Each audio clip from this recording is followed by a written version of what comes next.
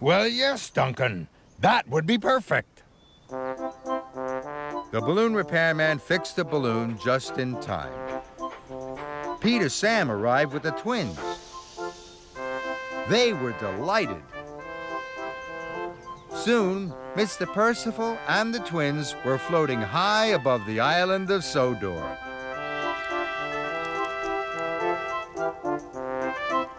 And Duncan felt so happy, he thought his boiler would burst.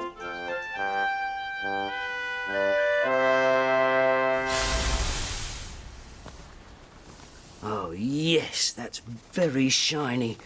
I can see my face in that shine. Oh, hello again. Just making sure that my engine driver's clothes are as clean and shiny as can be. Perfect. What do you think? Now for my engine driver's jacket.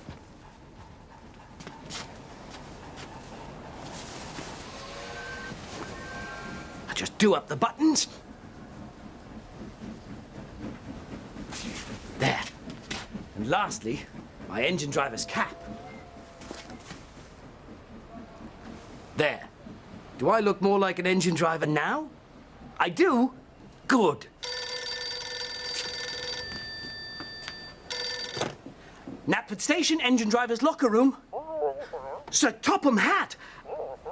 Yes, sir. This is Arkwright, sir. Yes, sir, I have my orders, and I shall be leaving very soon with Thomas to deliver the wood all over the island. Oh, yes, sir. I am looking my best, sir. My shoes are as shiny as Thomas's whistle. Yes, sir, I did make a lunch to take with me. Oh, a cheese sandwich, sir, with smelly Sodor cheese. Ah, yes, sir.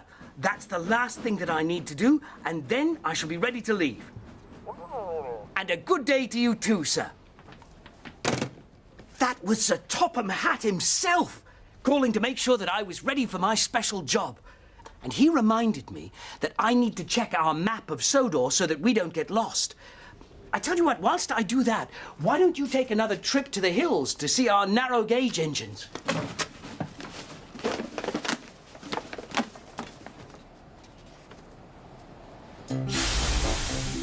The Man in the Hills. Thomas puffs proudly all over the island of Sodor. He is especially happy to visit his friends on the narrow gauge railway. There is always something special to do or to see in the high hills. One day, Thomas puffed into the wharf. Lots of his friends were there. Hello! It was the narrow gauge controller's birthday. The little engines had a lot to do before they could go to his party. Thomas was excited. I've brought a present from Sir Topham Hatt. It's a special tent to have the birthday party in. We have special presents too. I'm taking decorations. And I'm taking flowers. We're taking banners. And balloons. They were all very excited. I'm going to tell him a Man in the Hills story. They are his favorites. Thomas had never heard of the Man in the Hills. He was a very tall man, dressed all in white. He lived high in the hills. No one has ever found him. An idea flew into Thomas's funnel. Maybe I can find him and bring him to Mr. Percival's party. That would be the most special present of all. I can help you. I know the hills better than anyone. No, thank you. I'm sure I can find him on my own. Thomas was uncoupled from his flatbed. Please don't leave for the party without me. And he chuffed quickly away. Thomas raced through the hills. The Man in the Hills, the Man in the Hills. I know I'll find him. I'm sure that I will, he chuffed to himself.